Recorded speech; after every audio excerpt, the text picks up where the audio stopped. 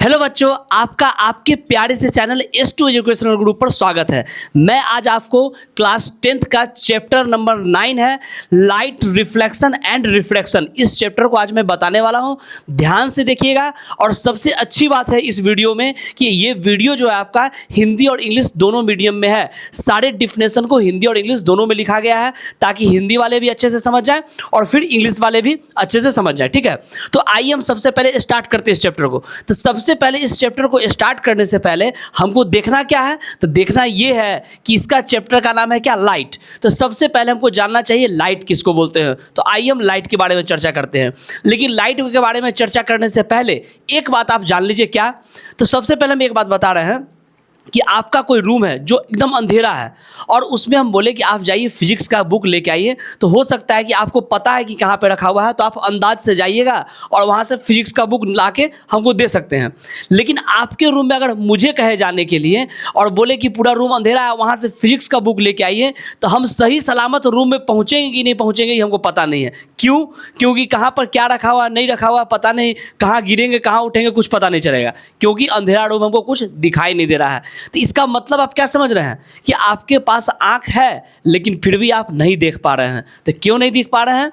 इसलिए नहीं देख पा रहे हैं क्योंकि वहाँ पे लाइट नहीं है, प्रकाश नहीं है। इसका मतलब आप कुछ अंदाज लगा रहे होंगे। क्या अंदाज लगा रहे होंगे? इसका डिफिनेशन का अंदाज लगा रहे होंगे कि क्या हो सकता है इसका डिफिनेशन। हम जो कहानी बताएं आपको ही, इससे आपको कुछ डिफिनेशन का अंदाज लग रहा होगा कि लाइट एक ऐसा चीज़ है जो किसी वस्तु को हमारे आंखों को देखने का शक्ति दे रहा है ना। तो इसी को थोड़ा स्टैंडर्ड फॉर्म में हम इसका डिफिनेशन लिखते हैं। तो क्या लिखते हैं डिफिनेशन? तो आइए, light is a form of electromagnetic energy that enable us to see object by reflecting off surface and being detected by our eyes. क्या बोल रहा है? प्रकाश विद्युत चुंबकीय ऊर्जा का एक रूप है जो सतहों से परावर्तित होकर हमारी आंखों तक पहुंचता है और हमें वस्तुओं को देखने में सक्षम बनाता है। मतलब क्या बोल रहा है? क्या कि जब प्रकाश जो है सो एक इलेक्ट्रोमैग्नेटिक वेव है जो क्या हो रहा है किसी ऑब्जेक्ट पर जाके पड़ता है और वहाँ पर क्या बोल रहा है इलेक्ट्रोमैग्नेटिक, क्या बोला, एनर्जी। इलेक्ट्रोमैग्नेटिक क्या है? एनर्जी है। तो क्या होता है कि जब प्रकाश चलता है और जाता है किसी वस्तु से टकराता है और टकराने के बाद रिटर्न आता है और हमारे आँख तक पहुँचता है तो हम उस वस्तु को देख पाते हैं। तो इसका डिफिनेशन मेरा यही हो गया क्या कि प्रकाश विद्युत चुंबकीय ऊर्जा का एक रूप है जो सतहों से परावर्तित होकर हमारी आंखों तक पहुंचता है और हमें वस्तु को देखने में सक्षम बनाता है। तो ये तो बात आपको समझ में आ गया। लेकिन एक टर्म आ रहा है इसमें। क्या आ रहा है टर्म? परावर्तन। यहाँ परावर्तित बोल रहा है। इस टर्म के बारे में हम पहले बात करते हैं। यहाँ पे आपको ब्लैक कलर में नज़र आएगा, नहीं रेड कर देते, ठीक है, रेड में नज़र आ जाएगा। अब आ जाए यहाँ पर एक टर्म आ रहा है, क्या चीज़ मेरा? परावर्तित। तो परावर्तित का मतलब क्या होता है? मतलब यहाँ पर आ रहा है रिफ्लेक्शन। कहाँ गया यहाँ पे? ऑब्जेक्ट रिफ्लेक्टिंग बोल रहा है ना, पर इसके बारे में बोल रहे हैं। ये क्या होता है इसके बारे में अब हम जानेंगे। प्रकाश के बारे में हम जान गए कि प्रकाश क्या होता है, आप लोग को समझ में आ गया होगा। अगर प्रॉब्लम है तो इसको क्या करिए, आप स्क्रीनशॉट करके रख लीजिए, कॉपी में नोट कर लीजिएगा फिर इसको, ठीक है। तो देखिए यहाँ पर क्या बोल रहा है। तो ये चीज़ जो है सो आपको ये क्लियर हो गया कि प्रकाश क्या है। अब हम बता रहे हैं रिफ्लेक्शन क्या होता है। अब प्रकाश में एक टर्म आ गया रिफ्लेक्शन, तो रिफ्लेक्शन क्या है वो समझ लीजिए। अब क्या है रिफ्लेक्शन, हम आते हैं आगे। पहले अब आ जाए रिफ्लेक्शन क्या होता है। सो देखिए यहाँ पे, ठीक है। आइए, क्या बोल रहा है? Reflection of light. तो बोल रहा है reflection of light is the bouncing back of light rays upon sticking a smooth polished surface. मतलब प्रकाश का परावर्तन वह प्रक्रिया है जिसमें प्रकाश किरणें किसी चिकनी पॉलिश की हुई सतह जैसे दर्पण से टकरा कर वापस लौट आती है। देखिए यहाँ पर परावर्तन जो बोला है रिफ्लेक्शन, इसका मतलब ही होता है टकरा के लौटना। परावर्तन मतलब टकरा के लौटना। तो अगर प्रकाश कभी कहीं से चला, किसी सोर्स से प्रकाश चला और चलने के बाद किसी ऑब्जेक्ट से टकरा के और रिटर्न जो आ रहा है वही क्या हो गया, उसका परावर्तन हो गया। और परावर्तन सबसे अच्छा होता है क्या चीज़ पर? चिकना सतह पर। और यहाँ पर देखिए, यहाँ पर लिखा हुआ है चिकना सतह और पॉलिश किया हुआ सतह पर, ठीक है। जैसे दर्पण, दर्पण का सतह जो बहुत चिकना भी होता है और पॉलिश किया भी होता है, तो सबसे अच्छा परावर्तन उसी पर होता है। आप बच्चा में ये भी काम किए होंगे, क्या किए होंगे कि आईना लेके किसी के मुंह पर चमकाने वाला काम किए थे ना, तो वो जो काम किए थे वो काहे हो रहा था, तो इसी प्रकाश के परावर्तन के कारण ही हो रहा था। उस समय आपको नहीं पता था प्रकाश का परावर्तन क्या है, लेकिन अब आपको पता चल गया कि वो क्यों हो रहा था, तो प्रकाश के परावर्तन के कारण। तो सबसे अच्छा परावर्तन जो होता है दर्पण पे ही होता है, क्योंकि दर्पण जो है सो मैक्सिमम प्रकाश को क्या करता है, रिफ्लेक्ट कर देता है, परावर्तित कर देता है। इसलिए सबसे अच्छा एग्जाम्पल जो है सो आपका परावर्तन के लिए दर्पण को लेना अच्छा होता है, ठीक है। क्या है कि दर्पण का सतह चिकना है और लगभग सारा प्रकाश उससे रिफ्लेक्ट हो जाता है, बहुत कम ही प्रकाश एब्जॉर्व करता है वो, इसलिए क्या होता है दर्पण जो है सो क्या है आपका यहाँ पे सबसे अच्छा प्रकाश के परावर्तन के लिए उदाहरण है, ठीक है। काहे कि उसमें जो भी लाइट आ रहा है सब रिफ्लेक्ट होकर निकल जा रहा है। तो अब तो ये बात समझ में आ गया कि क्या करते थे हम, आंख पर कैसे चमकाते थे। सूरज इधर से आ रहा था, सूरज का लाइट इस पर पड़ रहा था, उधर हम चमका रहे थे उसके किसी के चेहरे पे। तो कैसे चमका रहे थे, तो इसमें भी कुछ नियम है। अगर जब इधर से आ रहा था और जब इधर जा रहा था तो कुछ न कुछ एंगल बनाते हुए जा रहा है, तो इसका कुछ न कुछ नियम होगा। तो क्या नियम है, आइए हम देखते हैं। नियम मेरा ये है, मेरा नियम ये है। अब आज लॉ ऑफ रिफ्लेक्शन बता रहे हैं। अब लॉ ऑफ रिफ्लेक्शन का दो नियम है। लॉ ऑफ रिफ्लेक्शन में प्रकाश के परावर्तन का दो नियम है। अब क्या क्या नियम है, सबसे पहला नंबर फर्स्ट लॉ क्या बोल रहा है, the incident ray, the reflected ray and the normal to the surface all lie in the same plane. मतलब क्या बोल रहा है कि आपतित किरण, परावर्तित किरण और अविलंब एक ही समतल में होते हैं। मतलब आने वाला किरण, आपतित किरण मतलब आने वाला जो सूर्य से आ रहा था मेरा किरण, वो आपतित किरण हो गया, इंसिडेंट रे हो गया, ठीक है। आया मेरा कहाँ, आईना पर, आईना पर टकराने के बाद फिर लौट गया दूसरे तरफ। तो जब दूसरे तरफ जो लौट गया मतलब परावर्तित हो गया, उसी को क्या बोलेंगे, रिफ्लेक्टेड रे या परावर्तित किरण बोलते हैं, ठीक है। तो यहाँ देखिए, यहाँ जो ये आपतित किरण हो गया, ये परावर्तित किरण हो गया, और इस दोनों जहाँ मिल रहा है वहाँ पर एक तो परपेंडिकुलर 90 डिग्री का हम बना दिए, जिसको अविलंब या नॉर्मल बोला जा रहा है। ये तीनों क्या होता है, एक ही प्लेन में होता है। मेरा फर्स्ट लॉ यही बोल रहा था कि आपतित किरण, परावर्तित किरण और अविलंब तीनों एक ही प्लेन में होता है, वही मेरा फर्स्ट लॉ था, ठीक है, जो कि आप नीचे वाले क्लास में ही पढ़े होंगे। तो वही बता रहे थे। अब आ जाइए दूसरा लॉ क्या होता है। दूसरा लॉ मेरा क्या है, अब आ जाइए बता रहे हैं। अब आ जाइए दूसरा लॉ बोला, सेकंड लॉ, द्वितीय नियम, the angle of incident is equal to the angle of reflection. मतलब आपतन कोण परावर्तन कोण के बराबर होता है। मतलब जब आने वाला, यहाँ देखिए ये जो अविलंब डाले, ये अविलंब परपेंडिकुलर जो है इसके, और यहाँ ध्यान दीजिएगा, यहाँ पर जो आपतित किरण है, आपतित किरण कहने का मतलब ये हो गया आने वाला इंसिडेंट रे। तो आपतित किरण और अविलंब के बीच जो एंगल बनता है उसको क्या बोलते हैं, हम एंगल आई बोलते हैं, जिसको एंगल ऑफ इंसिडेंट बोला जाता है। आने वाला किरण और अविलंब जो है इसके बीच जो एंगल बन रहा है उसको क्या बोलते हैं हम, एंगल आई। इसको क्या बोलते हैं, इंसिडेंट एंगल, या आपको क्या बोलते हैं हम इसको, आपतन कोण बोलते हैं, ठीक है। अब आ जाए यहाँ पे, जब ये हो गया तो फिर इसके बाद क्या कर रहे हैं, आगे देखिए दूसरा क्या बोल रहा है। और देखिए यहाँ पे और क्या बोल रहा है, ये परावर्तित किरण। तो परावर्तित किरण, इसके बीच जो एंगल बन रहा है, परावर्तित किरण और अविलंब के बीच जो एंगल बन रहा है उसको बोलते हैं एंगल ऑफ रिफ्लेक्शन या परावर्तन कोण। तो यहाँ पर क्या बोल रहा है कि ये आपतन कोण और ये परावर्तन कोण, ये दोनों तो क्लियर हो गया आपको कि आने वाली किरण और अविलंब के बीच जो एंगल बनेगा उसको क्या बोलेंगे, एंगल ऑफ इंसिडेंट या उसको आपतन कोण बोलेंगे, ठीक है। और जाने वाला जो किरण है, रिफ्लेक्टेड रे और नॉर्मल के बीच जो एंगल बनेगा उसको क्या बोलेंगे हम, परावर्तन कोण। ये दोनों तो समझ में आ गया। लेकिन जब ये दोनों समझ में आ गया तो ये भी ध्यान रखिए कि दूसरा नियम यही बोल रहा है मेरा कि आपतन कोण और परावर्तन कोण दोनों आपस में क्या होगा, बराबर होगा। Angle of incident and angle of reflection equal, मतलब दोनों इक्वल होता है, ठीक है। दोनों क्या होता है, इक्वल होता है। मतलब एंगल आई बराबर क्या होता है, एंगल आर होता है। यही मेरा दूसरा नियम था। तो ये दोनों नियम हमको ध्यान में रखना है, एग्जाम में पूछता है और बहुत आसान है, कोई दिक्कत नहीं। एक बार हम फिर से रिकॉल कर देते हैं कि आपतित किरण, परावर्तित किरण और नॉर्मल मतलब अभिलंब, ये तीनों क्या होता है, एक ही प्लेन में होता है। मतलब यहाँ पर इंसिडेंट रे, रिफ्लेक्टेड रे और normal are in same plane, ठीक है।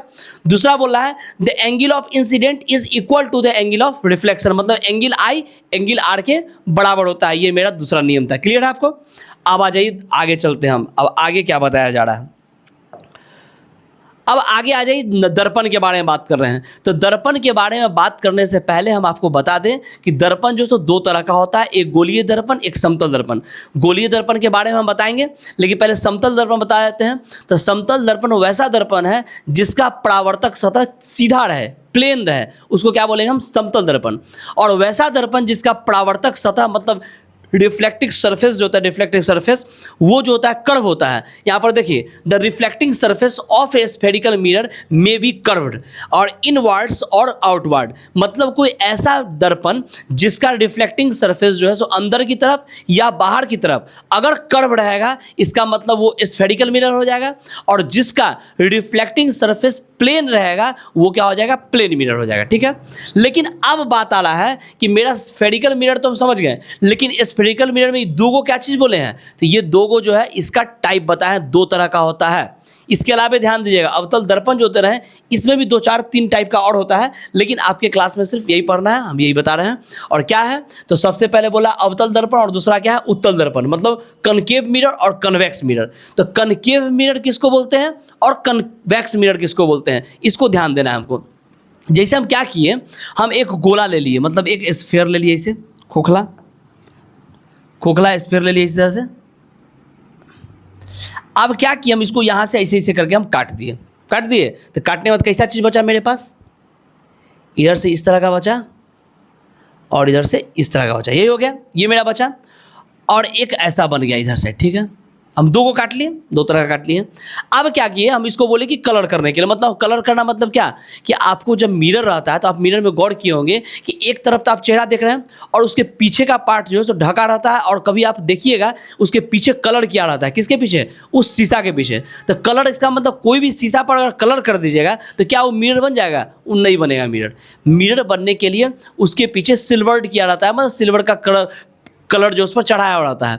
और जब उसका परत चढ़ा देते हैं तो उसके ऊपर से कलर और चढ़ाते हैं कि ताकि उसका परत जो है उजड़े नहीं, मतलब उसको बचाव के लिए अलग से दूसरा कलर चढ़ा देते हैं। ठीक है, तो जब तक है ना सिल्वर का पेंट नहीं कलर चढ़ाइएगा तब तक आप वो जो है आपका आईना नहीं बन पाएगा। ठीक है, तो क्या बोल रहा है कि अब ये जो दिया हुआ है इसको हम क्या किए, कलर करना है, मतलब सिल्वर कर देना है, तभी बनेगा मिरर, नहीं तो मिरर तो बनेगा नहीं। तो सिल्वर करना है, तो हम क्या किए कि सिल्वर करने के लिए हम इस साइड कलर कर दिए, इस साइड कलर कर दिए। ठीक है, तो जब कलर कर दिए इस साइड, तो आदमी चेहरा इधर साइड से देखेगा, कोई दिक्कत नहीं है। अब इसी में से आप लोग के साथ जो वीडियो देख रहे हैं उसमें कोई पिंटू नाम का लड़का होगा। अब वो पिंटू बोला कि भाई आप इधर से सर कलर कर दिए, हम इधर से नहीं करेंगे कलर, हम इधर से कलर करेंगे। किधर से करेंगे, इधर से। तो बोलिए कौन बात हो गया भाई, हमारा जो था जिधर हम कलर किए थे उस साइड यहाँ पर उबड़ा हुआ था भाग था, और ये पिंटू आके क्या किया, अंदर तरफ कलर कर दिया, मतलब जिधर धंसा हुआ भाग था उधर कलर कर दिया।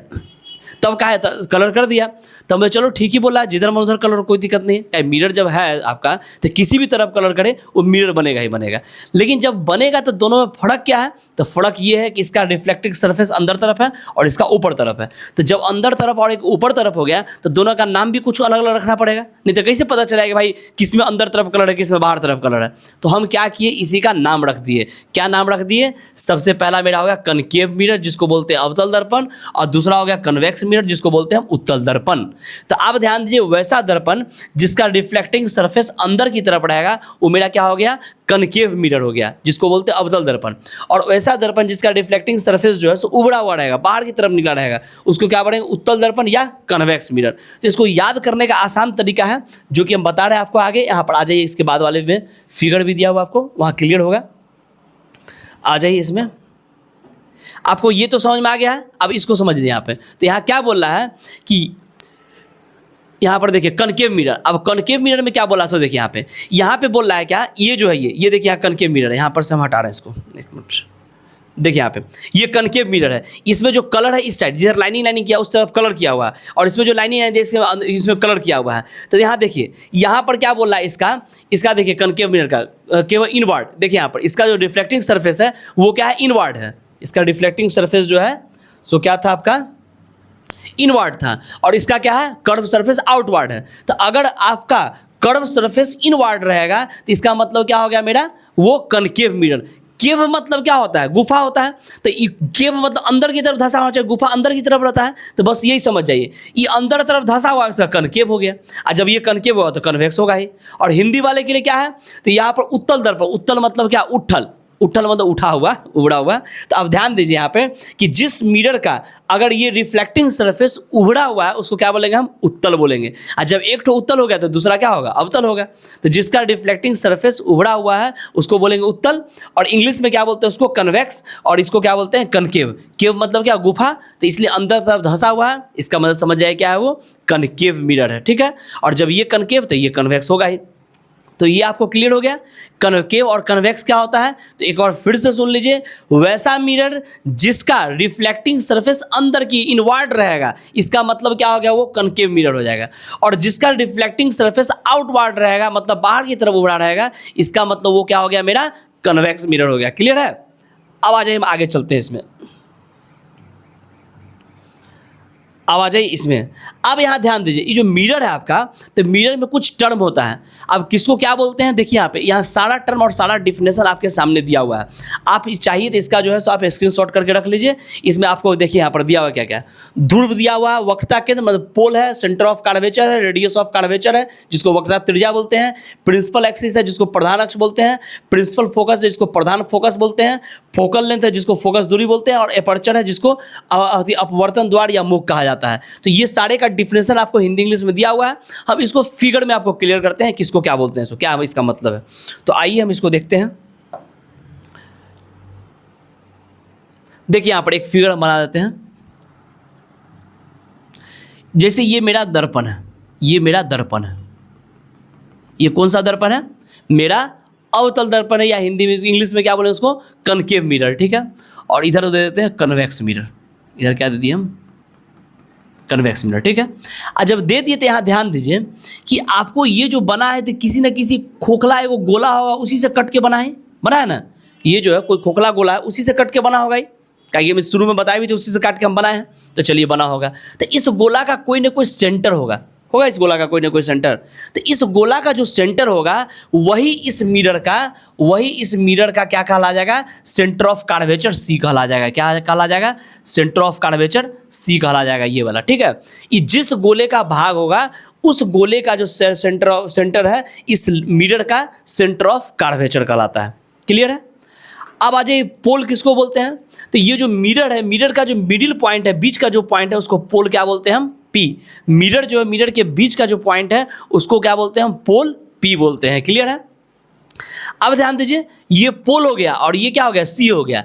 इससे होता हुआ कोई अगर लाइन जाएगा, पोल और सी मतलब सेंटर ऑफ कर्वेचर से होता हुआ अगर ये कोई लाइन जा रहा है, इसको क्या बोलते हैं हम? प्रिंसिपल एक्सिस या मुख्य अक्ष बोला जाता है। इसको क्या बोला जाता है? प्रिंसिपल एक्सिस या मुख्य अक्ष कहा जाता है। किसको बोला जाता है? जो पोल और सी मतलब पी और सी मतलब पोल मतलब ध्रुव और सी मतलब सेंटर ऑफ कर्वेचर से होता हुआ अगर कोई लाइन जाएगा उसको क्या बोल देंगे हम? प्रिंसिपल एक्सिस या मुख्य अक्ष कहेंगे, ठीक है। अब आ जाइए, यहाँ सी और पी के बीच का जो दूरी है उसको क्या बोलते हैं हम? आर। रेडियस ऑफ कर्वेचर क्या बोलते हैं? आर बोलते हैं। सी और पी के बीच का जो दूरी है उसको क्या बोलते हैं? Radius of curvature R. Hindi में उसको बोला जाता है वक्रता त्रिज्या। क्या बोला जाता है? वक्रता त्रिज्या, ठीक है। आपको समझ में आ रहा है बात? देखिए हम जो बोल रहे हैं आपको तुरंत याद हो जाएगा, आप ध्यान से सुनते चलिएगा, आपको याद हो ही जाएगा, ठीक है। आइए तो यहाँ पर ध्यान दीजिए, ये जो है सी और पी के बीच का जो दूरी है उसको क्या बोलेंगे हम? रेडियस ऑफ कर्वेचर वक्रता त्रिज्या आर बोलते हैं। यहाँ तक क्लियर है? अब सी और पी के बीच का जो पॉइंट है इसको फोकस एफ बोला जाता है, मुख्य फोकस एफ बोला जाता है। काहे कि ऐसे भी क्या होता है कि जब इसमें पैरेलल लाइट आता है, जब बहुत सारा पैरेलल लाइट आता है तो रिफ्लेक्ट होने के बाद क्या होता है? एफ से ही गुजरता है। तो ये क्या होता है? इसीलिए इसको क्या बोलते हैं हम? यहाँ पर फोकस बोलते हैं, यहाँ से गुजरता है। तो यहाँ ध्यान दीजिएगा कि सी और पी के बीच का जो पॉइंट रहेगा वही क्या होता है? मेरा मुख्य फोकस एफ होता है। क्लियर है? अब अगला ध्यान दीजिएगा, एफ और पी, ये जो है ना आपका, रुक जाइए थोड़ा कलर चेंज करते हैं, नज़र ज़्यादा आएगा। ये जो आपका एफ और पी है, एफ और पी के बीच का जो दूरी है उसको क्या बोलते हैं? फोकस दूरी स्मॉल एफ। इसको कैपिटल एफ बोलते हैं, और इसके बीच का जो दूरी है उसको फोकस दूरी स्मॉल एफ बोला जाता है। क्लियर है? ये आप ध्यान दीजिए। और ये जो दर्पण का चौड़ाई है, यहाँ से यहाँ तक का जो चौड़ाई है, दर्पण का चौड़ाई, इसी को क्या बोला जाता है? अपर्चर बोला जाता है, या इसको द्वारक भी बोला जाता है, ठीक है। ठीक है, इसको क्या बोलते हैं? अपर्चर या द्वारक, या उसमें मुख लिखा हुआ है वही चीज़ है। तो इसको क्या बोलते हैं? दर्पण के चौड़ाई को क्या बोलते हैं? दर्पण का द्वारक या अपर्चर कहा जाता है, ठीक है। समझ में आ गया बात? अब ये ध्यान दीजिए, ये कौन दर्पण था मेरा? अवतल, जिसको कनकेव बोलते हैं, ठीक है। अब यहाँ कनकेव मिरर में सारा कुछ मिरर के सामने में होता है, काहे कि इधर साइड ही कर्व है इसलिए। और उत्तल दर्पण में क्या होता है, उत्तल दर्पण में क्या होता है, जितना कुछ है दर्पण के पीछे होता है, कर्व इस साइड बना हुआ है, तो इसका मतलब सेंटर इधर ही होगा, उसका आपका पोल तो यहाँ पर रहता है बीच में, फोकस इधर ही होगा, सेंटर ऑफ कर्वेचर इधर ही होगा, सब कुछ इधर ही होगा ना यहाँ पे। तो मेरा क्या होता है, अवतल दर्पण में सारा कुछ अवतल दर्पण के सामने होता है और इसमें क्या होता है, पीछे होता है, ये ध्यान रखना है, ठीक है। अब आ जाइए, इसको हम क्लियर कर दिए, और आपको जितना सारा डिफिनेशन डिटेल में देखना है तो आप यहाँ पर जा सकते हैं बैक में, यहाँ सारा का डिफिनेशन वगैरह यहाँ दिया हुआ है। इसको हम अभी हटा देते हैं, यहाँ पे रख देते हैं, यहाँ पे कुछ नहीं है, हाँ यहाँ रख देते हैं। और अगर आपको स्क्रीनशॉट लेना है तो लेके आप इसको रख सकते हैं, ताकि आपका सारा डिफिनेशन एक जगह है यहाँ पर आपके पास आ जाए, ठीक है। अब आ जाइए नेक्स्ट बता रहे हैं अब आपको, अब ये आ जाइए। अब हम बता रहे हैं आपको main rule for constructing of रे डायग्राम। स्फेरिकल मिरर में इमेज कहाँ पर बनेगा, आप एक चीज़ बता रहे हैं आपको, अगर कभी स्फेरिकल मिरर में आपको अगर अवतल दर्पण देखने का मौका मिला होगा, कहीं देखे होंगे, ये खास कर ना जब कभी डिज्नीलैंड मेला वगैरह लगता है तो उसमें इस तरह का रहता है कि जाइए आप अपने आप को सलमान खान देखिए, चाहे जो भी हो, हीरो जैसा बोल देगा उसको देखिए, वहाँ जाइएगा तो अंदर में बहुत सारा मिरर लगा रहेगा। अब वहाँ पर जाइए तो कहीं पर आप छोटा है तो वहाँ पर लंबा दिखाई देगा, कहीं लंबा है तो छोटा दिखाई देगा, कहीं मोटा दिखाई देगा, इस तरह से क्या होता है वहाँ पे मिरर लगा रहता है। तो आप ध्यान दीजिएगा कि अवतल दर्पण जो होता है उसमें अगर कोई ऑब्जेक्ट को, ऐसे अवतल दर्पण है, ऑब्जेक्ट को यहाँ सामने रखे, इसका इमेज इसमें उल्टा बनेगा। जैसे जैसे नज़दीक आते जाइए एक समय आएगा कि इमेज सीधा बन जाएगा। तो कब सीधा कब उल्टा बनता है इसके बारे में हम डिटेल से समझेंगे, और क्यों बनता है वो भी हम डिटेल से समझेंगे। लेकिन उससे पहले हमको ये जानना पड़ेगा कि इसका कंस्ट्रक्शन का मेन रूल सब क्या क्या है। वो अगर रूल आ जाएगा आपको तो आराम से आप जो है सो कौन इमेज कहाँ बनेगा आप पकड़ लीजिएगा और समझ में आ जाएगा आपको, ठीक है। तो आइए सबसे फर्स्ट में क्या बोल रहा है so, ray parallel to the principal axis, मुख्य अक्ष के समांतर किरण करा, a ray parallel to the principal axis after reflection passing through the focus in a concave mirror appears to come from the focus in convex mirror। मतलब क्या बोल रहा है, मुख्य अक्ष के समांतर आने वाली किरण अवतल दर्पण में परावर्तन के बाद फोकस से गुजरती है और उत्तल दर्पण में फोकस से आती हुई प्रतीत होती है। मतलब यहाँ ध्यान दीजिएगा कि फोकस तो यहाँ पर आगे होता है, किसमें, अवतल दर्पण में। तो अवतल दर्पण में फोकस यहाँ है, तो देखिए यहाँ पर प्रिंसिपल एक्सिस ये है, इसके पैरेलल ये लाइट आ रहा है, इसके पैरेलल मेरा ये लाइट आ रहा है ना, ये लाइट जब पैरेलल आ रहा है तो रिफ्लेक्शन के बाद कहाँ से गुजर जाएगा, एफ से गुजरेगा, इस तरह से आएगा। रिफ्लेक्शन के बाद कहाँ से गुजरेगा, एफ से गुजरेगा।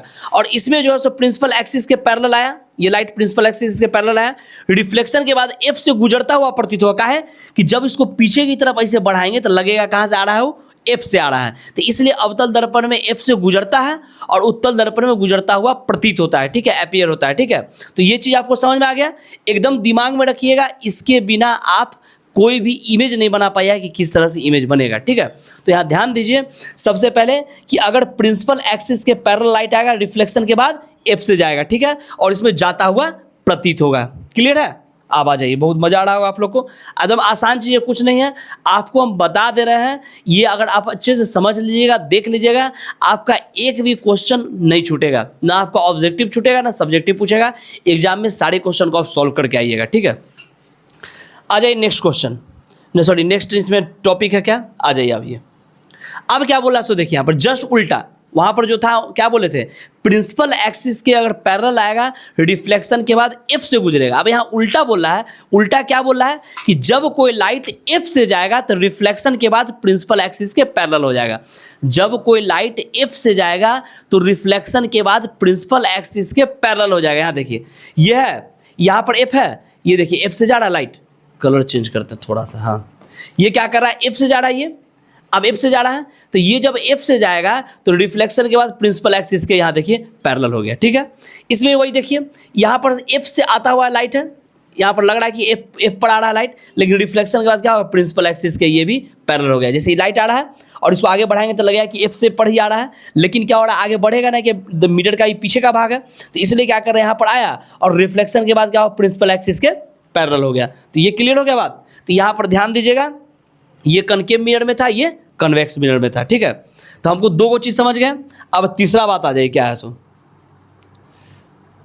तीसरा क्या बोला है so, a ray passing through the centre of curvature. मतलब कोई किरण कोई रे जो है सो सेंटर ऑफ कर्वेचर से होकर अगर जाएगा तो रिफ्लेक्शन के बाद फिर वही पथ पर लौट जाता है। अगर कोई किरण सेंटर ऑफ कर्वेचर यहाँ दिया हुआ है, सेंटर ऑफ कर्वेचर है, इससे होते हुए अगर जा रहा है, यहाँ देखिए यहाँ होते हुए अगर जा रहा है तो रिफ्लेक्शन के बाद फिर उसी पथ पर लौट हो जाता है। वही हाल इसमें भी होता है।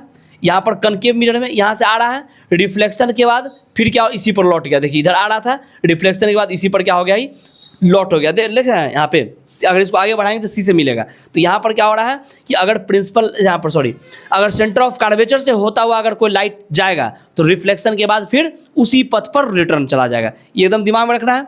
आ जाइए नेक्स्ट क्या बोल रहा है, अब देखिए नेक्स्ट में है क्या, यहाँ बोल रहा है क्या, रे स्ट्रिकिंग पोल। अब यहाँ देखिए, अब यहाँ बोल रहा है क्या कि जब कोई रे यहाँ देखिए ये है, अगर पोल पर आएगा, अगर जब कोई रे पोल पर आएगा तो रिफ्लेक्शन के बाद क्या करेगा, एंगल ऑफ इंसिडेंट बराबर एंगल ऑफ रिफ्लेक्शन बनाते हुए लौट जाएगा। मतलब एंगल आई बराबर एंगल आर बनाते हुए लौट जाएगा। यहाँ पर एंगल आई हो गया, यहाँ पर एंगल आर हो गया। यहाँ भी देखिए आया पोल पर और ऐसे लौट गया, ऐसे आया और ऐसे लौट गया। ये मेरा आई है और ये मेरा क्या है, आर है। ठीक है, क्लियर नहीं पता चल रहा फोटो, हम लिख दिए यहाँ पे। तो ध्यान दीजिएगा कि अगर कोई लाइट पी पर आएगा, मतलब पोल पर आएगा, तो रिफ्लेक्शन के बाद क्या हो जाएगा, वो आपतन कोण बराबर परावर्तन कोण, मतलब एंगल आई बराबर एंगल आर बनाते हुए लौटेगा। मतलब अगर कोई लाइट अगर 30 डिग्री एंगल बनाते हुए आ रहा है तो रिफ्लेक्ट होने के बाद भी 30 डिग्री बनाते हुए लौट जाएगा। ठीक है, तो ये चीज़ ध्यान रखिएगा। तो इतना तरह का आपका ज़रूरत है, इसी से आप क्या करिएगा, इसका इमेज बना पाइएगा। ये आपके लिए इंपॉर्टेंट है, इसको दिमाग में रखिएगा। एक बार फिर हम रिकॉल कर दे रहे हैं आपको। सबसे पहला था कि अगर कोई लाइट प्रिंसिपल एक्स, आप लोग भी अपने दोहराइएगा कि सही हम बोल रहे हैं, लेकिन आप भी अपने साथ दोहराइएगा कि आप को भी याद हुआ कि नहीं हुआ। तो सबसे पहला क्या था कि जब कोई लाइट प्रिंसिपल एक्सिस के पैरेलल आएगा, रिफ्लेक्शन के बाद एफ से होकर जाएगा, फोकस से होकर जाएगा। ठीक है, दूसरा क्या था, जब कोई लाइट फोकस से होकर आएगा, रिफ्लेक्शन के बाद प्रिंसिपल एक्सिस के पैरेलल हो जाएगा, मुख्य अक्ष के समांतर हो जाएगा। दूसरा था, तीसरा क्या था, जब कोई लाइट सी से होकर जाएगा, सी मतलब सेंटर ऑफ कर्वेचर से होकर अगर जाएगा तो रिफ्लेक्शन के बाद सेंटर ऑफ कर्वेचर से ही लौट जाएगा। ये दूसरा था। और तीसरा क्या हो गया कि जब कोई लाइट पोल पर आएगा तो एंगल आई बराबर एंगल आर बनाते हुए वो लौट जाएगा। तो ये मेरा चौथा पॉइंट था। ठीक है, तो ये आपको सारा क्लियर हो गया। और जब ये क्लियर हो गया तो आप आराम से इसमें इमेज बनाना सीख जाइएगा, जो कि अभी आपके सामने में है। सबसे फर्स्ट ये है इमेज का, image formation by concave mirror in different position of the object. आपको जो है सो यहाँ पर इमेज कैसे बनेगा, कहाँ बनेगा, इसके बारे में हम डिटेल में देखेंगे। इसको ध्यान से आपको देखना है। अब देख रहे हैं हम इमेज का फॉर्मेशन। देखिए यहाँ पर सबसे पहले क्या बोल रहा है सो, ऑब्जेक्ट एट इनफाइनाइट, जब वस्तु अनंत पर हो। तो सबसे पहले यहाँ देखिए, यहाँ दिया हुआ मिरर थोड़ा सा शायद लगता है हल्का है, आपको ठीक से नहीं पता चल रहा होगा शायद, यहाँ बना देते हैं। ये दिया हुआ है मिरर, कनकेव मिरर दिया हुआ है, यहाँ पे पोल है पी। ठीक है, तो ध्यान दीजिए सबसे पहले क्या बोल रहा है सो, अगर ऑब्जेक्ट इनफाइनाइट हो, इनफाइनाइट मतलब क्या, सूर्य चंद्रमा को इनफाइनाइट पर माना जाता है। ठीक है, तो जब यहाँ वहाँ से कोई लाइट आता है तो पैरेलल लाइट आता है, जो कि यहाँ पर पैरेलल लाइट आ रहा है। इनफाइनाइट पर कोई ऑब्जेक्ट रखा हुआ है, पैरेलल लाइट आ रहा है। तो सबसे पहला लाइट जो है सो कहाँ से जा रहा है, मेरा सेंटर ऑफ कर्वेचर से जा रहा है, रिटर्न होने के बाद इसी से लौट गया। ठीक है, और दूसरा लाइट मेरा जो है फोकस से जा रहा है। दूसरा लाइट कहाँ से जा रहा है, फोकस से जा रहा था। जब पता है आपको कि जब कोई लाइट फोकस से होकर जाता है तो क्या होता है, रिफ्लेक्शन के बाद प्रिंसिपल एक्सिस के पैरेलल हो जा रहा है। देखिए पैरेलल हो गया, दोनों मिलकर कहाँ कट रहा है, फोकस के पास कट रहा है। तो एक चीज़ ध्यान दीजिएगा, इमेज बनने में हमेशा क्या किया था, दो रे के बारे में बात करते हैं। हमेशा दो गो रे लेते हैं और दोनों रे जहाँ पर कटेगा इमेज वहीं पर फॉर्मेशन होता है इमेज का। ठीक है, ये दिमाग में रखिएगा। जब भी हमको कोई ऑब्जेक्ट है उससे दो रे लिया जाता है, रे तो बहुत सारा निकल रहा है लेकिन हम दो रे पर बात करते हैं। तो दो रे ले लिए और दोनों रे जहाँ पर कटेगा वहीं पर मेरा क्या होगा, इमेज बनेगा। तो यहाँ पर मेरा दोनों कहाँ कट रहा है, यहाँ एफ के पास कट रहा है, तो इमेज इसका मतलब कहाँ बन रहा है, एफ पर ही बन रहा है। अब एक चीज़ गौर करिए, यहाँ पे बोला प्रतिबिंब का स्थान, तो कहाँ बन रहा है, फोकस पर बन रहा है, मेरा फोकस पर बन रहा है। अब यहाँ पर ये सीधा था और यहाँ बन रहा है क्या, उल्टा बन रहा है, नहीं बन रहा है, नीचे की तरफ बन रहा है ना। यहाँ पे अगर यहाँ पर जब कट रहा है, ध्यान दीजिएगा, अगर ये जो लाइन है प्रिंसिपल एक्सिस के नीचे कटेगा तो उल्टा बनेगा, ऊपर कटेगा तो सीधा बनेगा। तो नीचे कट रहा है, इसका मतलब उल्टा इमेज बन रहा है। तो यहाँ पर लिख दिए क्या, वास्तविक और उल्टा, मतलब रियल और इन्वर्टेड हो गया। ठीक है, इसका प्रकृति बता दिए। अब कैसा बन रहा है, तो यहाँ पर बहुत बड़ा सूर्य चंद्रमा बहुत बड़ा हुआ, उसका इमेज कितना छोटा सा बन रहा है यहाँ पर ना, तो लिख दिए बहुत छोटा बिंदु आकार का, मतलब यहाँ पर बहुत छोटा सा बन जाए, यहाँ पर एकदम छोटा सा बनता है। ठीक है, तो वही आपको बोल रहा है कि यहाँ पर सबसे पहले प्रतिबिंब का स्थान कहाँ हुआ, तो फोकस पर बन रहा है।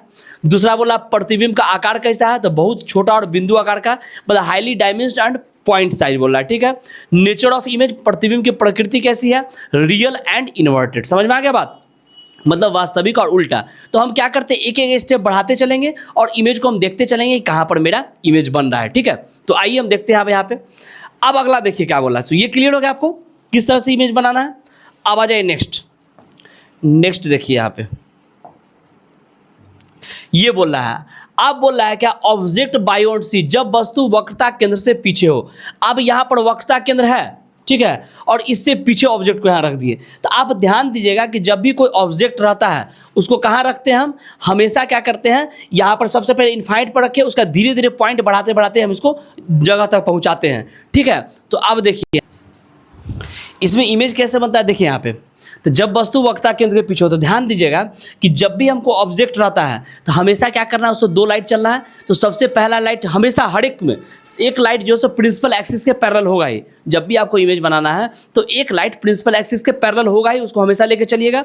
और दूसरा लाइट जो होगा सो उसके सबसे नज़दीक का जो बिंदु वहाँ से ले जाइएगा। ठीक है, क्या क्या करना होगा इमेज बनाने के लिए, तो सबसे पहला लाइट जो है सो प्रिंसिपल एक्सिस के पैरेलल चलेगा, और दूसरा लाइट जो है सो हमेशा कहाँ से चलेगा, उसके नज़दीक वाले बिंदु से चलेगा। तो मेरा ऑब्जेक्ट यहाँ रखा हुआ था और पहला लाइट देखिए प्रिंसिपल एक्सिस के पैरेलल चला है, और रिफ्लेक्शन के बाद कहाँ से जाएगा, एफ से। आपको पता है कि जब कोई लाइट प्रिंसिपल एक्सिस के पैरेलल होता है तो रिफ्लेक्शन के बाद एफ से गुजरता है, तो वही एफ से गुजार दिए। और दूसरा लाइट इसके नज़दीक का पॉइंट सी है, तो ये सी से गया, तो रिफ्लेक्शन के बाद क्या हो जाएगा, फिर सी से ही लौटेगा इस तरह से कर दिए। अब दोनों मेरा कटा कहाँ पे है, तो सी और किसके बीच कटा है, एफ के बीच कटा है। कहाँ कटा है, सी और एफ के बीच कटा है। इसका मतलब प्रतिबिंब पोजीशन ऑफ इमेज कहाँ हो जाएगा, बिटवीन सी एंड एफ, सी और एफ के बीच बनेगा। क्लियर है, देख रहे फोटो से आपको सारा क्लियर हो जाएगा। अब कैसा बन रहा है, तो ऑब्जेक्ट इतना बड़ा था और बन रहा है क्या, छोटा सा बन रहा है। इसका मतलब डायमेंशन हो गया, मतलब छोटा बन रहा है। अब नेचर ऑफ द इमेज कैसा है, तो यहाँ पर सीधा था, यहाँ बन कैसा रहा, उल्टा बन रहा है। तो यहाँ पर लिखे वास्तविक और उल्टा। वास्तविक मतलब क्या हो गया, किरण का डायरेक्ट कटान हो रहा है, मतलब यहाँ पर लाइट आ रहा है और डायरेक्ट यहाँ आके कट रहा है, इसका मतलब रियल बन रहा है। और हमेशा ध्यान दीजिएगा जो रियल इमेज होता है उल्टा ही होता है। तो यहाँ पर क्या हो रहा है, यहाँ पे रियल बन रहा है और क्या इन्वर्टेड बन रहा है, वास्तविक और क्या बनता है, उल्टा बन रहा है। तो क्लियर हो गया, इस फोटो से आपको समझ में आ गया कि सबसे पहले वस्तु इतना बड़ा था तो बन रहा है यहाँ छोटा, तो इसलिए यहाँ छोटा लिख दिए। अब यहाँ पर सीधा था, यहाँ बन रहा उल्टा, तो यहाँ पर उल्टा लिख दिए। और वास्तविक इसलिए क्या कि यहाँ पर किरण जो लाइट जो डायरेक्ट आके कट रहा है, इसलिए वास्तविक हो गया। और बन रहा है किसके बीच, एफ और सी के बीच बन रहा है, इसलिए लिख दिए एफ और सी के बीच हो गया। तो इस फिगर से आप आराम से बता सकते हैं कि इमेज कहाँ बन रहा है, कैसा बन रहा है। अगर फिगर बनाने आ गया आप आराम से बना लीजिएगा इसको। ठीक है, अब आ जाइए नेक्स्ट क्या बोल रहा है सो। अब क्या बोला सो देखिए, ऑब्जेक्ट एट सी, जब वस्तु वक्रता केंद्र पर हो। अब सबसे पहले इनफाइनाइट पर रखे थे, इनफाइनाइट में बहुत दूर हो गया।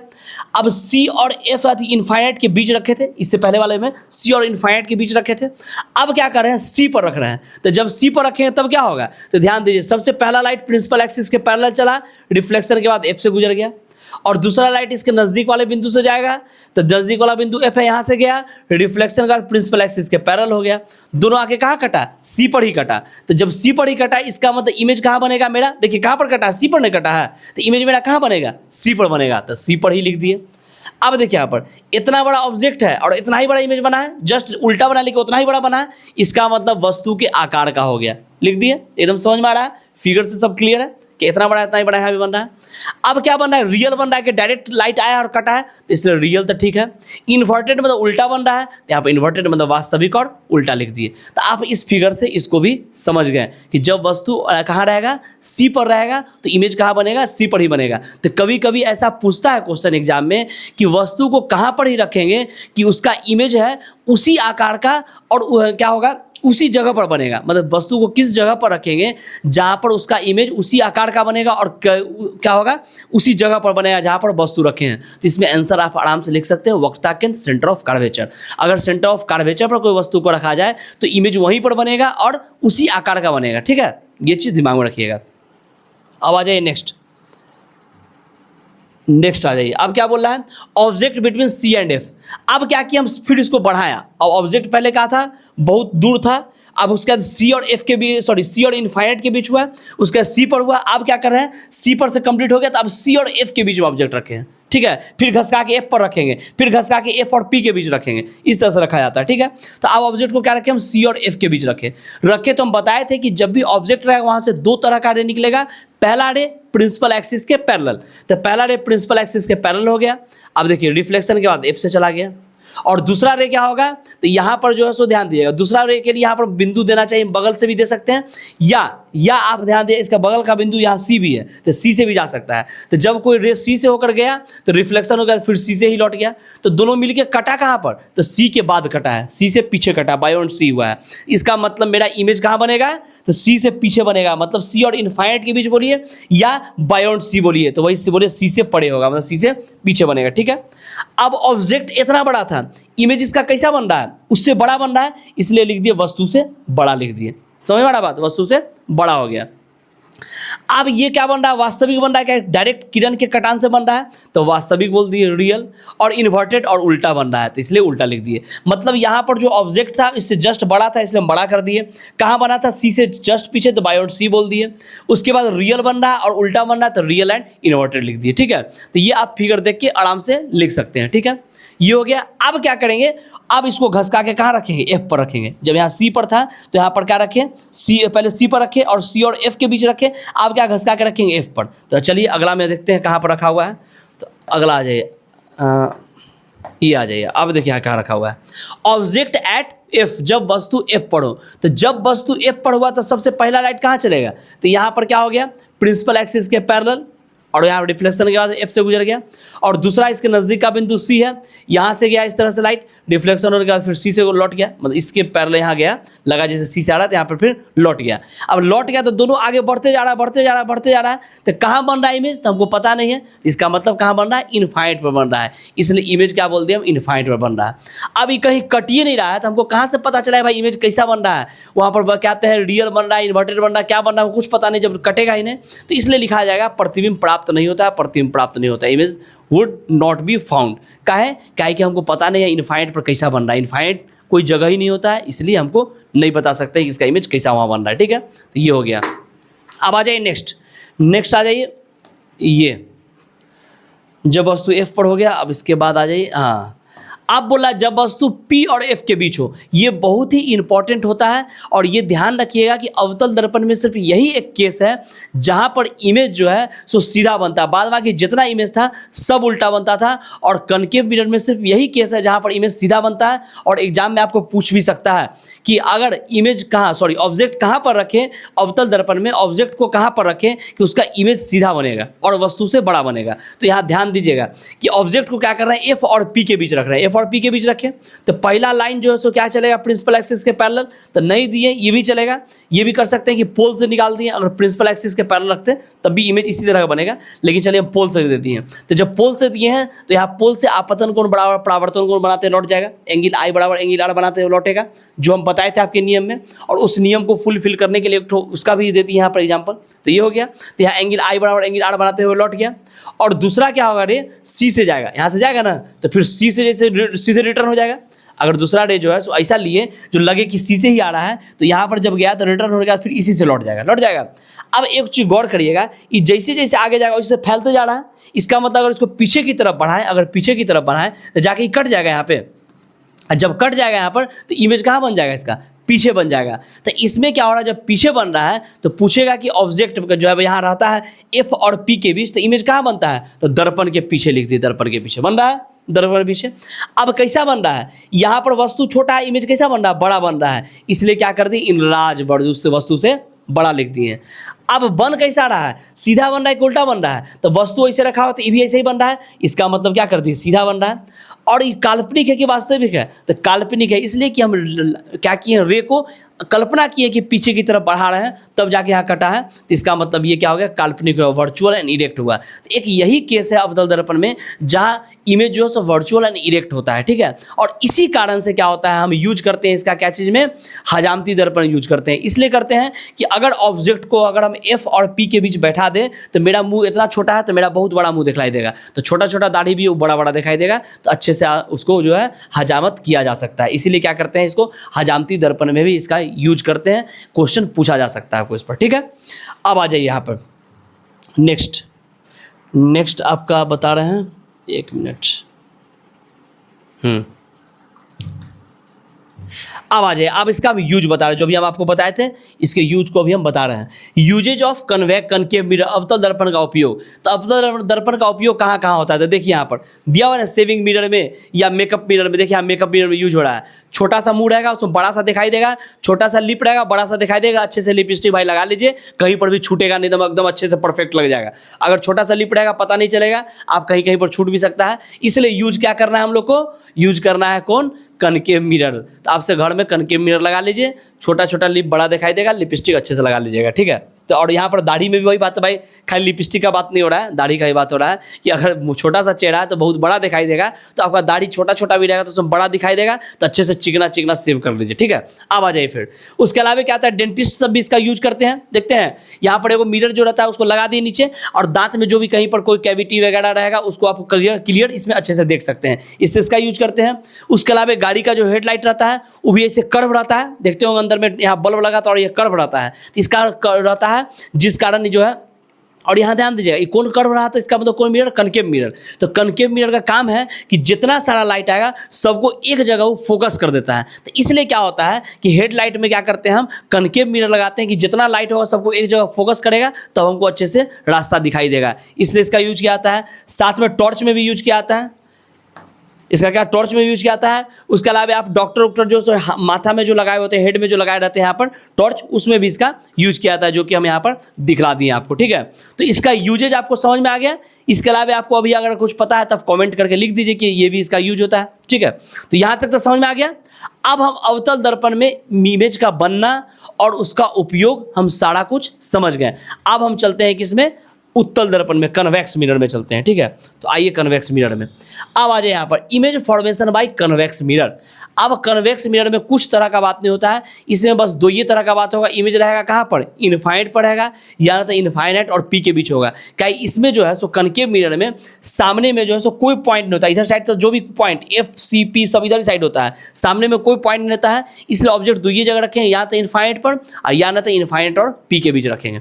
तो चलिए सबसे पहला, जब वस्तु अनंत पर हो, तो जब अनंत पर रहेगा तो क्या बोले, प्रिंसिपल एक्सिस के पैरेलल आया, रिफ्लेक्शन के बाद एफ से गुजरेगा या गुजरता प्रतीत हो रहा है। क्या देखिए इसको पीछे तरफ बढ़ा रहे हैं, तो इसका मतलब कहाँ, एफ से जाता हुआ प्रतीत हो रहा है ना। तो यहाँ पर देखिए, तो यहाँ पर देखिए पीछे बढ़ा रहा है तो यहाँ जाता हुआ प्रतीत हो रहा है। तो यहाँ पर जब दोनों यहाँ पर जब चला जा रहा है तो इसको अगर पीछे तरफ अगर बढ़ा रहे हैं तो कहाँ मिल रहा है, यहाँ पे फोकस पर मिल रहा है। तो इसका मतलब क्या बोले, यहाँ पर फोकस पर दर्पण के पीछे, मतलब क्या हो रहा है, इमेज जो है सो फोकस पर बनेगा और दर्पण के पीछे बनेगा। क्या कि देखिए यहाँ पर पैरेलल आया और क्या हुआ, फैल गया। अगर इसको पीछे की तरफ बढ़ा रहे हैं तो कहाँ मिल गया, आके एफ पर मिला। इसका मतलब क्या होगा, दर्पण पर में, दर्पण के पीछे, सॉरी दर्पण के पीछे, और कहाँ बनेगा इमेज, फोकस पर बनेगा, ठीक है।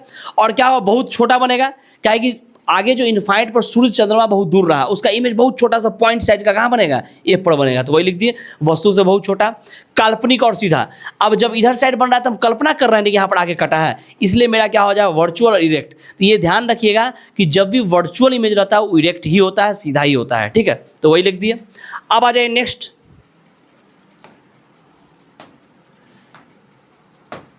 नेक्स्ट, देखिए आप क्या करा सो, जब वस्तु अनंत तथा पी के बीच हो, हमें बताए थे अभी कि दो ये जगह वस्तु रख सकते हैं, या ना तो इनफाइनाइट पर या ना तो इनफाइनाइट और पी के बीच रखते हैं। तो जब वस्तु इनफाइनाइट और पी के बीच रखे तो सबसे पहला लाइट प्रिंसिपल एक्सिस के पैरेलल, रिफ्लेक्शन के बाद कहाँ से गुजर गया, एफ से गुजरता हुआ प्रतीत होगा, ठीक है।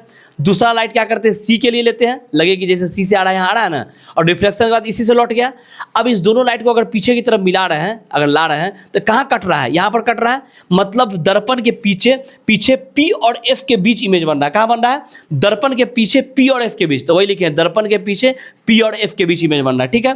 कैसा बन रहा है, तो वस्तु बड़ा है लेकिन इमेज छोटा बन रहा है, तो वस्तु से क्या हो गया, छोटा बन रहा है। और क्या बोला, वर्चुअल इरेक्ट, तो यहाँ पर जो है वर्चुअल बन रहा है, मतलब सीधा बन रहा है, और इरेक्ट वर्चुअल मतलब काल्पनिक बन रहा है, और इरेक्ट मतलब सीधा बन रहा है। तो यहाँ पर मेरा जो है सो देखिए इतना बड़ा ऑब्जेक्ट का इमेज जो है सो इतना छोटा बन रहा है। इसीलिए इसका उपयोग गाड़ी के साइड मिरर में करते हैं। आप देखिएगा गाड़ी या कार ट्रक जो भी रहे, उसके साइड मिरर में इसी मिरर को लगाते हैं। काहे लगाते हैं कि देखिए इतना बड़ा ट्रक रहेगा, बस रहेगा, कोई भी गाड़ी रहेगा, उसका सा छोटा सा भी इमेज उसमें बन जाएगा, जिससे वो पता चल जाएगा कि पीछे कोई गाड़ी आ रहा है। अगर बाई द वे अगर बड़ा रहेगा, इतना बड़ा रहे, और इमेज इसमें और बड़ा बना रहे, और बड़ा बने इमेज, अगर इमेज और बड़ा बनेगा तो ट्रक जो है सो बड़ा रहता ही है, और उसका इमेज और बड़ा बनेगा तो इसका मतलब पता लगा पूरा ट्रक नजर ही नहीं आया, पता लगा खाली चक्के नजर आ रहा है, तो खाली हेडलाइट नजर आ रहा है, कुछ नजर ही नहीं आएगा। तो इसलिए क्या करते हैं, हम इस मिरर को लगाते हैं ताकि बड़ा बड़ा ऑब्जेक्ट का भी इसमें छोटा छोटा इमेज बन जाए, और हम अच्छे से देख पाएँ कि पीछे से मेरे कौन सा गाड़ी आ रहा है। इसलिए इसका उपयोग क्या में करते हैं, साइड मिरर में करते हैं। तो आपको कभी कभी क्वेश्चन पूछ भी देता है कि इसका उपयोग साइड मिरर में क्यों करते हैं, तो इसलिए करते हैं क्योंकि यहाँ पर जो है सो ये बड़ा सा ऑब्जेक्ट का इसमें छोटा सा इमेज बना जाता है, ताकि हमको पीछे से कोई बड़ा वाहन आएगा तो उसका छोटा इमेज हमारे साइड मिरर में पता चल जाएगा, जिससे हम अपना उसको साइड देके आगे निकाल सकते हैं, ठीक है। चलिए समझ में आ गया बात, तो ये क्लियर हो गया। अब आ जाए नेक्स्ट, इसका यूज। अब इसका यूज देखिए कहाँ कहाँ होता है। सबसे पहला देखिए इंटरनल मिरर और एक्सटर्नल मिरर। आप देखते हो कार उड़ के अंदर में जो इंटरनल मिरर रहता है उसमें भी इसका यूज किया जाता है, और दोनों साइड मिरर में भी इसका यूज किया जाता है। अगला आप देखते होंगे कहीं पर टर्निंग वगैरह पर इस तरह का मिरर लगा हुआ है। ये मिरर इसलिए लगाते हैं कि टर्निंग में अगर उधर से आपको दिखाई नहीं दे रहा है और आपको ये लगा हुआ है, तो इससे ये पता चल जाए कि सामने से उधर से कोई गाड़ी आ रही है, आप इसमें देख लीजिएगा तो आप अलर्ट हो जाइएगा। इसलिए क्या होता है, टर्निंग वगैरह पर इसको लगा दिया जाता है कि टर्न के उस साइड से जो गाड़ी आ रही है आपको नजर आ जाएगी, ठीक है। और इस दर्पण को इसे लगाया जाता है कि बड़ा बड़ा गाड़ी का भी इसमें छोटा सा इमेज बन जाएगा और आपको दूर से ही दिखाई दे देगा। और लास्ट ये साइज दिया हुआ है स्ट्रीट लाइट। स्ट्रीट लाइट में भी इसको लगाया जाता है। आप देखते होंगे सड़क के किनारे जो लाइट रहता है उसमें जो बल्ब रहता है उसका फोकस एक जगह नहीं रहता है, वो पूरा फैला हुआ रहता है। अगर फोकस एक जगह रहेगा तो पूरी जगह तो लाइट होगा ही नहीं होगा। इसलिए क्या करते हैं, हम लगाते हैं कौन दर्पण को, यहाँ पर कौन मिरर को, कन्वेक्स मिरर को लगाते हैं, ताकि जो भी लाइट आए वो पूरा फैल जाए और बहुत दूर तक उजाला रहे, ठीक है। इसलिए यहाँ पर क्या करते हैं, साइड मिरर सड़क के किनारे जो स्ट्रीट लाइट में हम इसी मिरर को लगाते हैं, ठीक है। समझ में आ गया बात। अब आगे चलते हैं हम, अब आगे जाइए साइन कन्वेंशन। यहाँ देखिए, यहाँ पर गोलीय दर्पण में परावर्तन के लिए संकेत नहीं है, मतलब यहाँ ध्यान दीजिएगा। अब क्या क्या चीज़ ध्यान दीजिएगा। सबसे पहले आप यहाँ ध्यान दीजिएगा, ये कनकेव मिरर, ये कन्वेक्स मिरर है। कनकेव मिरर में जितना सारा चीज़ रहेगा वो हमेशा क्या होता है, निगेटिव डायरेक्शन में होता है। यहाँ ध्यान दीजिएगा, यहाँ जो मिरर है,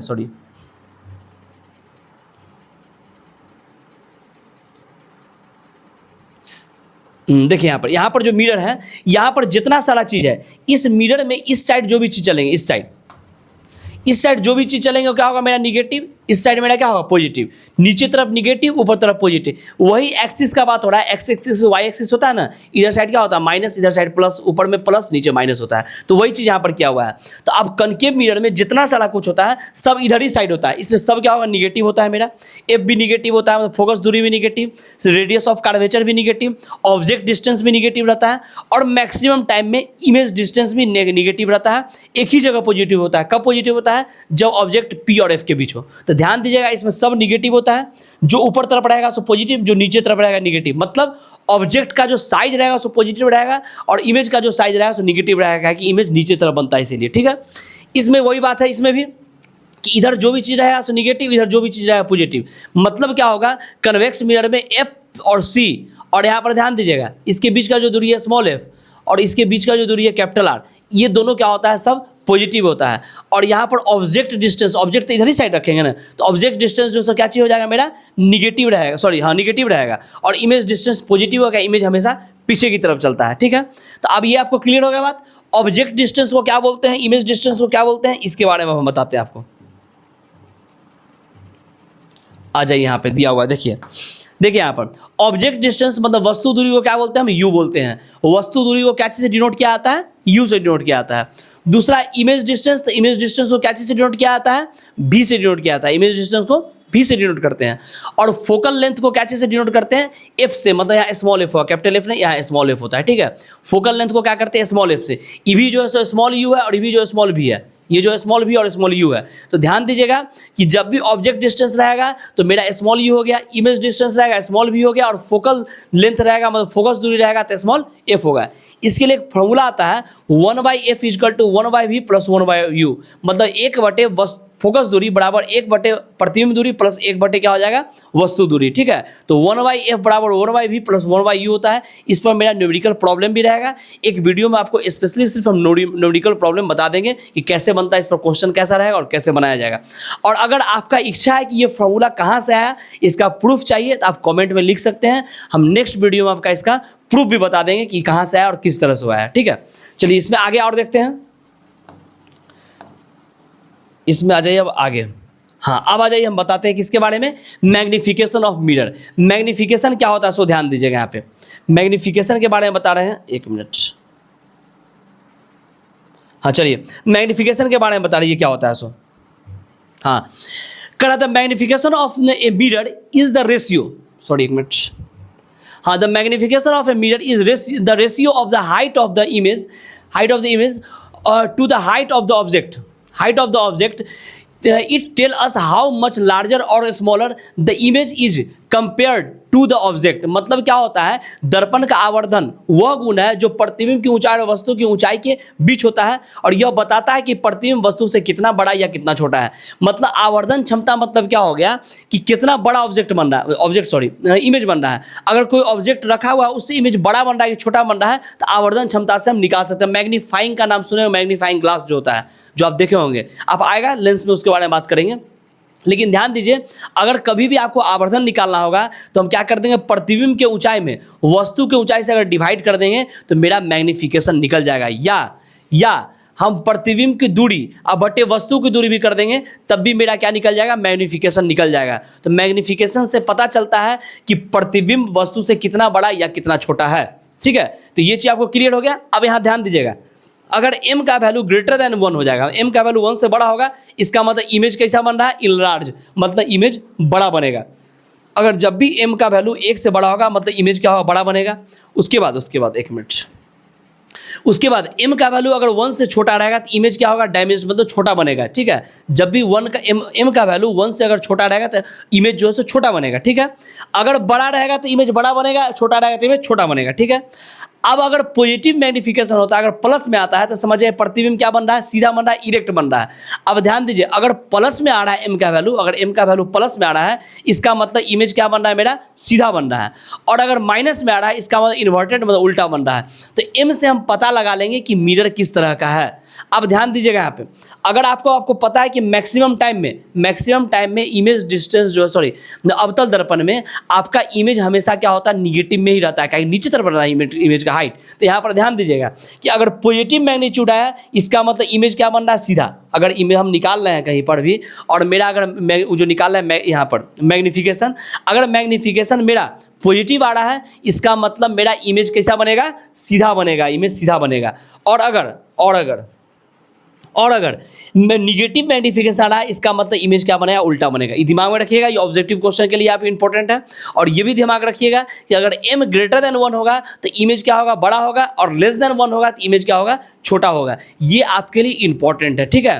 तो आपका रिफ्लेक्शन में जितना सारा कुछ था हम सारा कुछ बता दिए। अब आपको नेक्स्ट वीडियो में आपको रिफ्रैक्शन के बारे में बताएंगे, ठीक है। तो इसमें अगर आपको वीडियो अच्छा लगा तो आप लाइक कर दीजिए, सब्सक्राइब कर दीजिए। अगर आपको कोई प्रॉब्लम हुआ या कुछ समझने में प्रॉब्लम है तो आप क्या करिए, कमेंट कर दीजिए। हम आपको नेक्स्ट वीडियो में या आपको पर्सनल आपको कमेंट का जो जवाब देके आपको हम क्लियर कर देंगे कि ये कहाँ से आया, कैसे आया, ठीक है। तो आज के लिए इतना ही। सारे लोगों को राधे राधे।